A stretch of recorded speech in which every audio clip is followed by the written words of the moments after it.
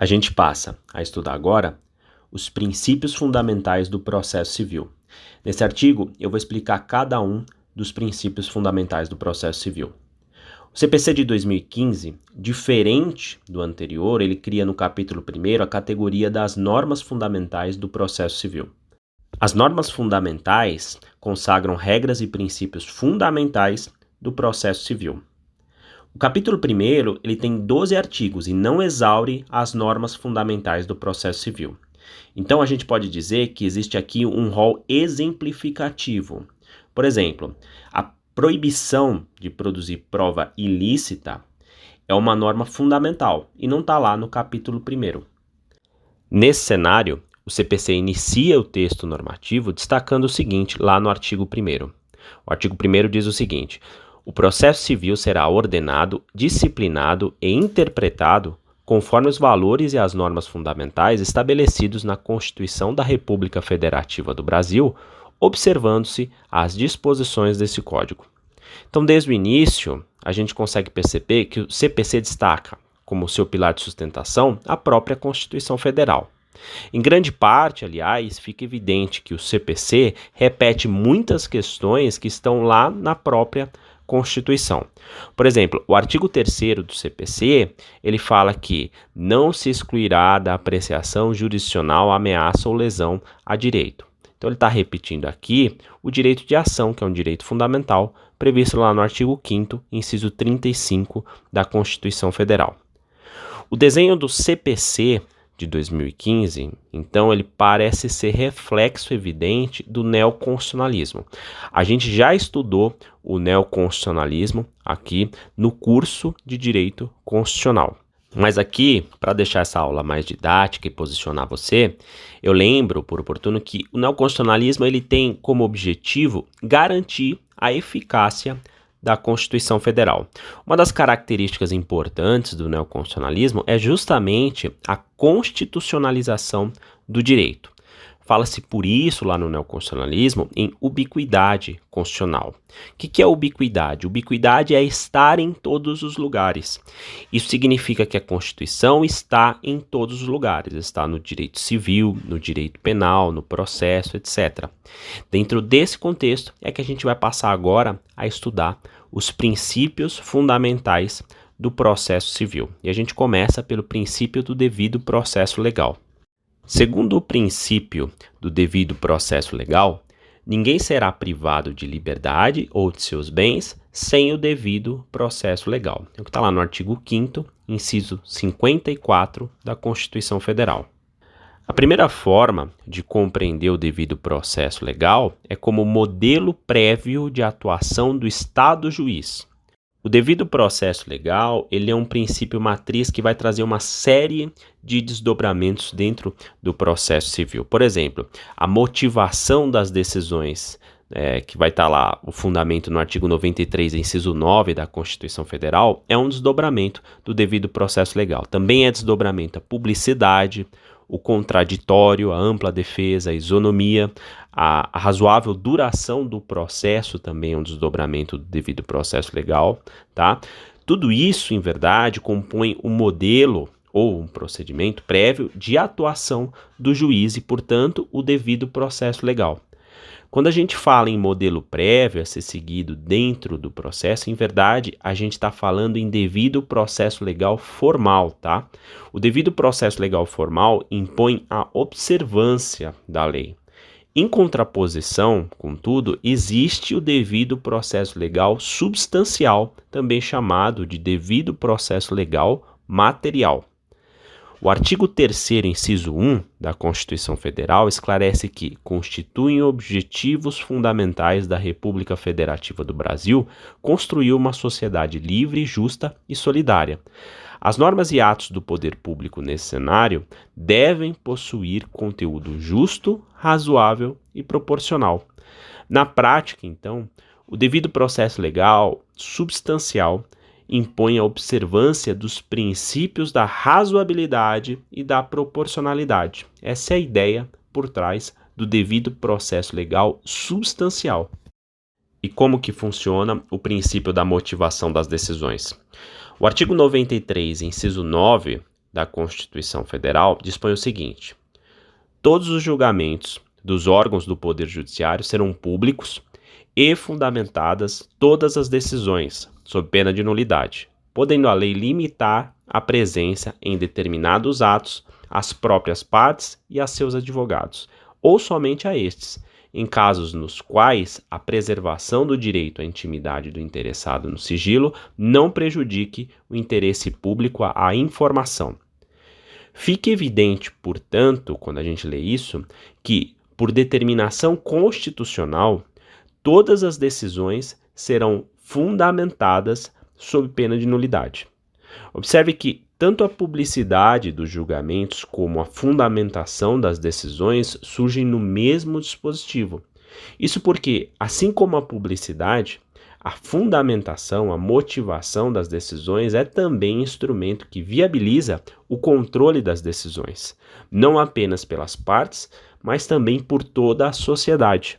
Trata-se, portanto, de medida indispensável para a fiscalização da atividade judiciária. Também é, de forma evidente, condição indispensável para o efetivo exercício do contraditório. Afinal, para se defender, a parte precisa conhecer os motivos da decisão.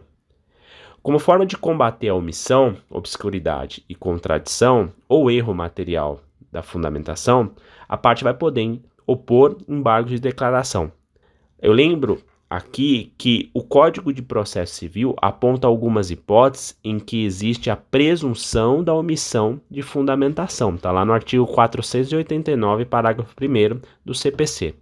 A gente vai passar a estudar agora o princípio do contraditório. Como é que funciona? Todo processo administrativo ou jurisdicional tem que ter contraditório sob pena de nulidade. Trata-se de um direito fundamental com previsão expressa lá na Constituição Federal também. Está lá no artigo 5º, inciso 55 da Constituição. Esse dispositivo diz o seguinte, que aos litigantes em processo judicial ou administrativo e aos acusados em geral são assegurados o contraditório e ampla defesa com os meios e recursos a ela inerentes. O contraditório, ele pode ser um contraditório formal ou ele pode ser o contraditório substancial. Enquanto o contraditório formal consagra o direito de ser informado, cumulado, com a possibilidade de reagir, o segundo, o contraditório substancial, ele implica na possibilidade de efetivamente influir na decisão. É importante destacar que a leitura desses princípios sempre precisa ser feita junto com o princípio da boa-fé objetiva, que é um princípio igualmente relevante dentro do processo civil. Por exemplo, é evidente que, uma vez apresentado recurso pela parte com o objetivo de reformar a decisão, deve o recorrido ser intimado para apresentar contrarrazões. Trata-se da observância evidente aí do princípio do contraditório. Agora, imagina, por exemplo, que o recorrido, ciente de uma nulidade, deixa de se manifestar sobre aquilo para alegar essa nulidade num momento que melhor lhe convier. No momento que lhe parecer mais oportuno. Imagina que ele guarda isso na manga. A doutrina chama esse fenômeno de nulidade de algibeira. Esse comportamento ele é altamente reprovável, dada a evidente violação à boa-fé objetiva. Por isso, nessa hipótese, não pode a parte alegar ofensa ao contraditório e postular pela nulidade da decisão. Isso está lá no informativo 539 do STJ. Existe também o denominado contraditório inútil. O que é isso? Trata-se de um contraditório desnecessário. É o que ocorre, por exemplo, quando o autor ajuiza a ação que contraria súmula do STF. Nessa hipótese, a legislação autoriza a improcedência liminar, que está lá no artigo 332 do CPC, sendo, portanto, desnecessária a citação da parte contrária para o exercício do contraditório. O artigo 332, inciso 1º, ele vai dizer o seguinte, nas causas que dispensem a fase instrutória, o juiz, independentemente de citação do réu, julgará liminarmente improcedente o pedido que contrariar. E aí o inciso 1º diz, enunciado de súmula do STF, do Supremo Tribunal Federal, ou do STJ, Superior Tribunal de Justiça. O CPC, ele disciplina o contraditório dentro do processo civil lá no artigo 9º, esclarecendo o seguinte, não se proferirá decisão contra uma das partes sem que ela seja previamente ouvida. Portanto, o contraditório prévio é a regra do CPC. Então, o contraditório prévio é a regra do CPC. Mas é importante esclarecer que o próprio artigo 9º, no parágrafo único, aponta algumas exceções ao contraditório prévio. Ele diz o seguinte, parágrafo único. O disposto no caput não se aplica 1. A tutela provisória de urgência. 2. As hipóteses de tutela de evidência prevista no artigo 311, incisos 2 e 3. E 3. A decisão prevista no artigo 701. A leitura desse dispositivo deve ser feita com bastante cautela, tá? O parágrafo único do artigo 9º não está dizendo que nas hipóteses apontadas não vai haver contraditório. Eu vou repisar isso porque é muito importante. Em verdade, o que ele diz é o seguinte, que nesses casos o contraditório vai ser diferido, vai ser jogado lá para frente, tá? Em outras palavras, o contraditório ele é posterior. E para finalizar o estudo do contraditório, é muito importante falar da vedação à decisão surpresa. Alguns doutrinadores chamam de princípio da vedação à decisão surpresa, dada a importância disso para a doutrina e para o sistema jurídico. O artigo 10 do CPC, ele ensina que o juiz não pode decidir em grau algum de jurisdição com base em fundamento a respeito do qual não se tenha dado às partes a oportunidade de se manifestar, ainda que se trate de matéria sobre a qual deva decidir de ofício. O direito ao contraditório garante às partes o direito de se manifestar sobre qualquer questão relevante para julgar a causa, inclusive questões que podem ser reconhecidas de ofício. Isso é algo que se defende há muitos anos como garantia do contraditório. O juiz ele tem o dever de consultar as partes quando a questão pode levar à solução da lide. Por exemplo, o desembargador verifica que a apelação está intempestiva. Nesse caso, o desembargador ele deve abrir prazo para as partes se manifestarem. As partes podem, por exemplo, alegar que o recurso é tempestivo em razão de um feriado local. O artigo 10, então, ele consagra o dever de consulta, visando a proibição da decisão surpresa. É uma regra que concretiza aí o princípio do contraditório. O dever de consulta, ele é estampado por todo o ordenamento jurídico. A gente vai ver em vários pontos do sistema o dever de consulta.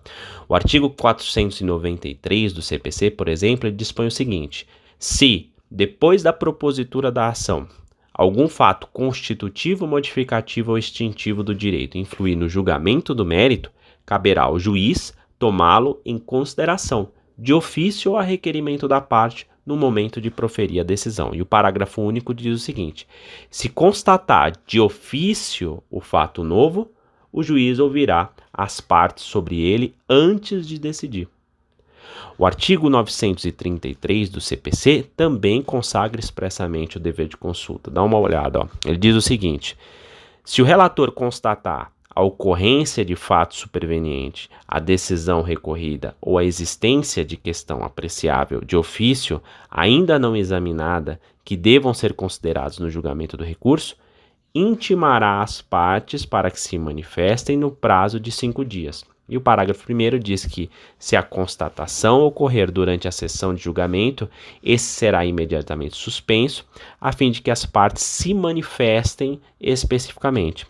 O parágrafo 2º diz que, se a constatação se der em vista dos autos, deverá o juiz que a solicitou encaminhá-los ao relator, que tomará as providências previstas no caput e em seguida solicitará a inclusão do feito em pauta para prosseguimento do julgamento com submissão integral da nova questão aos julgadores. É importante deixar claro que o descumprimento do dever de consulta ele vai gerar nulidade da decisão por violação ao contraditório. Fica claro que o legislador, com o CPC de 2015, ele enaltece, ele reforça o contraditório com tudo isso que a gente está falando aqui. Na prática, contudo, infelizmente o que a gente observa por parte da jurisprudência é um certo grau de resistência ao dever de consulta da forma como ela foi desenhada pelo CPC de 2015. Existem inúmeras decisões que infelizmente vêm relativizando o dever de consulta e, como consequência, reduzindo o grau de importância do próprio contraditório. A título de exemplo, o enunciado 3 do ENFAM diz o seguinte, que é desnecessário ouvir as partes quando a manifestação não puder influenciar na solução da causa. A gente passa a estudar agora o princípio da publicidade. A publicidade ela é um instrumento de controle das decisões judiciais. Conhecer as decisões judiciais é um direito de toda a sociedade. A sociedade tem que ter acesso ao conteúdo das decisões para que possa fiscalizar os juízes e os tribunais. O artigo 5º, inciso 60, da Constituição Federal dispõe que a lei só poderá restringir a publicidade dos atos processuais quando a defesa da intimidade ou o interesse social o exigirem. O artigo 93, inciso 9 da Constituição Federal, por sua vez, esclarece o seguinte, que todos os julgamentos dos órgãos do Poder Judiciário serão públicos. E aí ele continua, fundamentados todas as suas decisões sob pena de nulidade, podendo a lei limitar a presença, etc., que a gente já leu aqui. O artigo 11 do CPC, como em muitos casos, repete o dispositivo constitucional. Como eu já falei lá no começo dessa aula, o CPC ele repete em muitas situações os dispositivos constitucionais. Então, o artigo 11 ele diz o seguinte, que todos os julgamentos dos órgãos do Poder Judiciário serão públicos e fundamentados todas as decisões sob pena de nulidade. Então, ele repete aqui o artigo 93, inciso 9. Tá? O parágrafo único diz que nos casos de segredo de justiça pode ser autorizada a presença somente das partes, seus advogados, de defensores públicos ou do Ministério Público. Os atos processuais também serão públicos. O artigo 189 do CPC esclarece que os atos processuais são públicos, todavia tramitam em segredo de justiça os processos 1. Em que o exige o interesse público ou social, 2. Que versem sobre casamento, separação de corpos, divórcio, separação, união estável, filiação, alimentos e guarda de crianças e adolescentes, 3. Em que constem dados protegidos pelo direito constitucional à intimidade e 4. Que versem sobre arbitragem, inclusive sobre cumprimento de carta arbitral, desde que a confidencialidade estipulada na arbitragem seja comprovada perante o juízo. Fala-se que a publicidade ela poderá ser externa ou interna. Qual que é a diferença? A publicidade externa ela é direcionada a toda a coletividade e poderá sofrer limitações. A própria Constituição destaca que a lei poderá limitar a presença em determinados atos às próprias partes e a seus advogados, ou somente a estes, em quais hipóteses? Em casos nas quais a preservação do direito à intimidade do interessado no sigilo não prejudique o interesse público à informação. E o que é a publicidade interna? A publicidade interna, por sua vez, ela é direcionada às partes do processo. Entretanto, é direito das partes conhecer e ter acesso ao processo. Por isso, fala-se que sempre deve haver a publicidade interna. É interessante observar que, muito embora prevaleça o autorregramento da vontade, né, dentro do CPC de 2015, não se admite negócio jurídico processual atípico voltado a garantir o sigilo no processo. Entretanto, admite-se sigilo na arbitragem dada a autorização legislativa, que está lá no artigo 189, inciso 4 do CPC. A gente passa a estudar agora o princípio da instrumentalidade das formas. Segundo o artigo 188 do CPC, os atos e os termos processuais independem de forma determinada, salvo quando a lei expressamente a exigir, considerando-se válidos os que, realizados de outro modo, lhe preencham a finalidade essencial. A regra, então, é a ausência de forma determinada, sendo válido o ato que atinge a finalidade essencial. Isso ocorre porque o processo ele é mero instrumento para alcançar a finalidade do direito material. Isso, dentro do processo civil, é compreendido como o princípio da instrumentalidade das formas.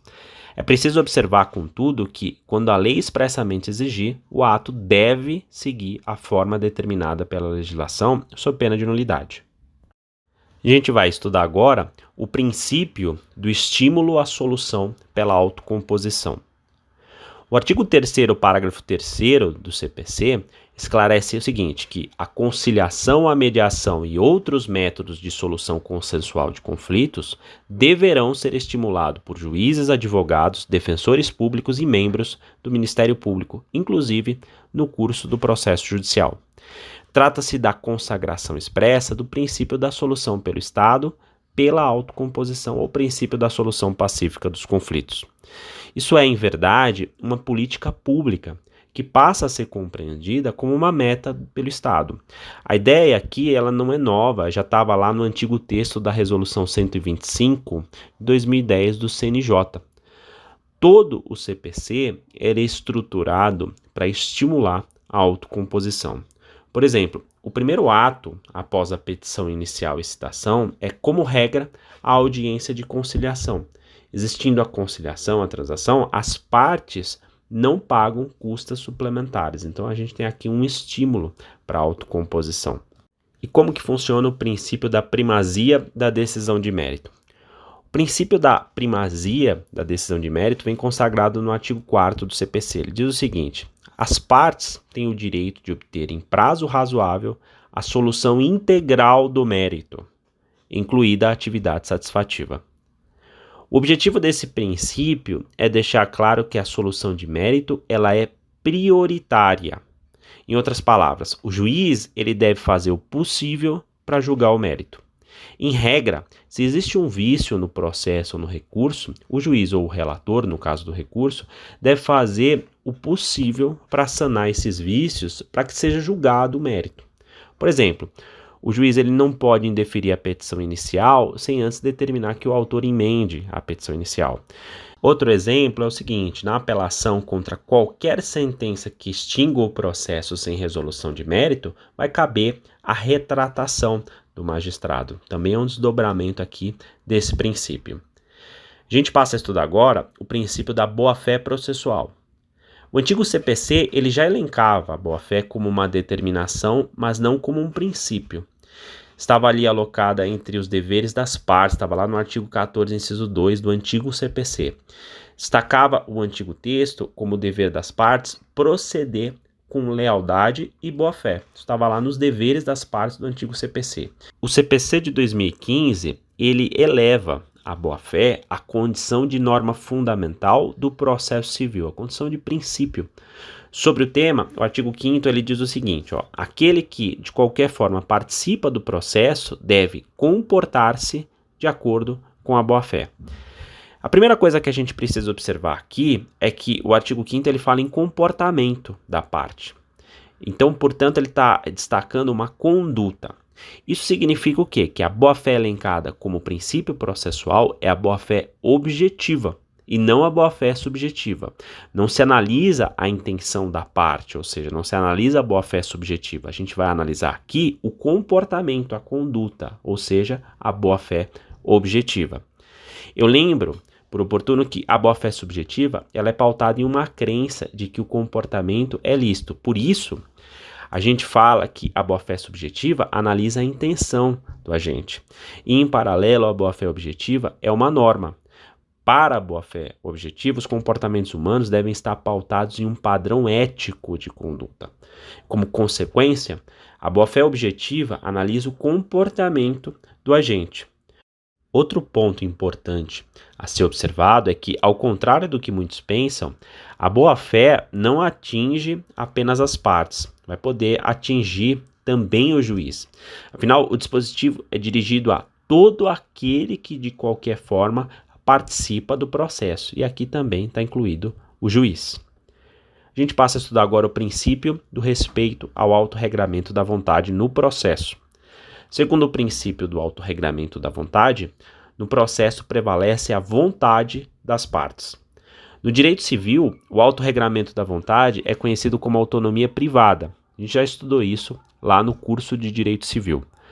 Como forma de fortalecer o autorregramento da vontade, o Código de Processo Civil estimula a autocomposição, estabelece como regra uma audiência de conciliação como etapa preambular do processo, permite a homologação de acordo de qualquer natureza, inclusive acordo sobre relação jurídica que não foi deduzida no processo, está lá no artigo 515, parágrafo 2º do CPC, permite a homologação de acordo com sujeitos que não fazem parte do processo, está lá no artigo 515 também, parágrafo 2º, e estabelece a cláusula geral de negociação processual lá no 190 do CPC. Em razão desse princípio, fala-se na possibilidade das partes firmarem o negócio jurídico processual. A gente passa a estudar agora o princípio da cooperação. O artigo 6º do CPC destaca que todos os sujeitos do processo devem cooperar entre si para que se obtenha, em tempo razoável, decisão de mérito justa e efetiva. A ideia principal do princípio da cooperação é transformar o processo em um ambiente cooperativo. Em outras palavras, o objetivo é transformar o processo em uma comunidade de trabalho em que vigore a lealdade e o equilíbrio entre os sujeitos do processo. Assim como o princípio da boa-fé, o princípio da cooperação não se restringe às partes e vai alcançar também o juiz. Aliás, a cooperação é, em verdade, um desdobramento da boa-fé objetiva. Assim também é compreendida lá no âmbito do direito civil que a gente já estudou. Quando a gente estuda os princípios dos contratos, a gente vai estudar o dever de cooperação, que é um desdobramento da boa-fé objetiva. O princípio da cooperação, ele vai gerar para o juiz, já que ele atinge o juiz, ele gera para o juiz os seguintes deveres. Ele vai gerar o dever de consulta, o dever de prevenção e o dever de esclarecimento. E o que é cada um deles? O dever de consulta é o seguinte: o juiz ele tem o dever de consultar as partes sobre ponto relevante sobre o qual as partes não se manifestaram. No dever de prevenção, o juiz tem o dever de apontar as falhas processuais. E no dever de esclarecimento, é dever do juiz esclarecer as partes sobre eventuais dúvidas a respeito de suas determinações. Portanto, este dever se manifesta quando também o juiz determina que a parte esclareça algo que o juiz não entendeu. Isso significa que o juiz não pode indeferir no pedido simplesmente porque não compreendeu, simplesmente porque não entendeu.